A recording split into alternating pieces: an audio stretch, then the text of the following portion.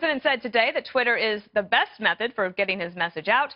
Wall Street Journal editorial board member Bill McGurn suggested today there is an even more powerful tool, the Oval Office address. And there are some suggestions that we could see one sooner rather than later. Joining me now to discuss is Bill McGurn, the former chief speechwriter for President George W. Bush, and Howard Kurtz, Fox News media analyst and host of Media Buzz.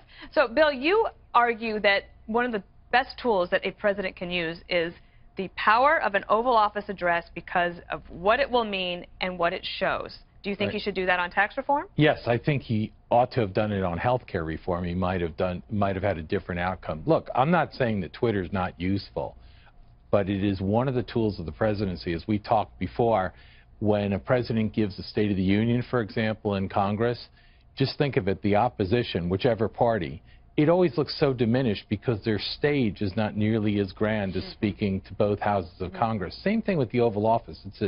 It's a chance for the president to speak directly to the American people, take them into the Oval Office. He's usually behind the desk, as you know, and make his case. It's one of the greatest tools. Like gems, it has to have a certain rarity to have some value. But it was surprising to me that it went unused. It's a tremendous bully pulpit. So it's been 6 months, Howie, that the president has been in office, and we haven't really seen any big major Oval Office address. Do you think that there's some reluctance from the White House to do it?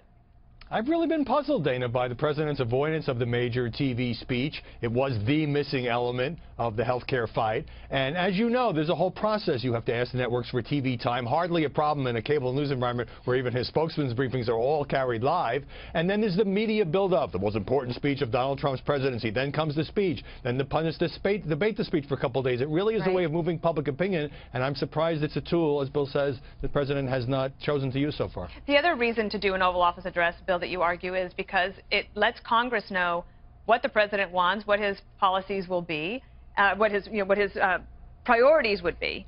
And in this case, with tax reform, especially if you have some Democratic senators in red states, they might feel that pressure from their constituents. Yeah, all of them might. In this case, maybe Republicans from some states might have felt some pressure. Look, it's the chance. The president is the only one that can speak to the nation like this and give his priorities. And the example I used was Reagan in '81 on tax cuts, which a lot of people were skeptical about.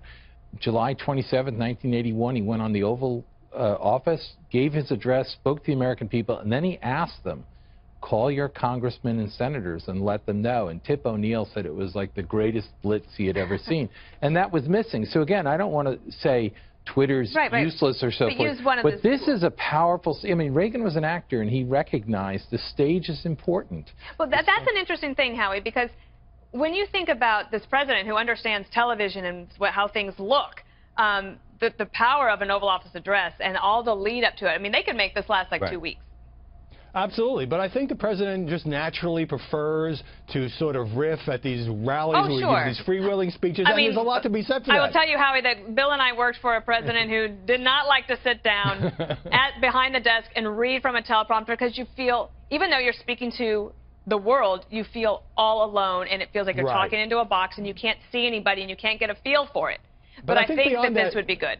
I think beyond that, Dana, Donald Trump views the traditional press conference, the traditional speech, as kind of too slow, too traditional, too 20th century. And in fact, you know, it is a tool that influences the elites. You say, well, who cares about elite opinion? But that in turn can affect public opinion. People write op-eds, they go on cable news segments. And so, you know, President has a lot of tools available, and this is one he has not chosen to use again. I have to say, so my little piece of advice has been that I think that the president should just surprise everyone.